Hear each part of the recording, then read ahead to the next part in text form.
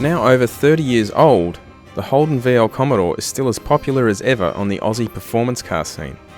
Combine a lightweight chassis with a factory-fitted turbocharged Nissan RB30 and it's easy to see why. Running 8-second passes in a street-registered car has become the norm in Melbourne, and George's VL is the perfect example of this, having only completed a total of a dozen passes but already super consistent. The ex-police force or BT1 spec model is now powered by a complete 1000 horsepower capable engine package from JW Automotive.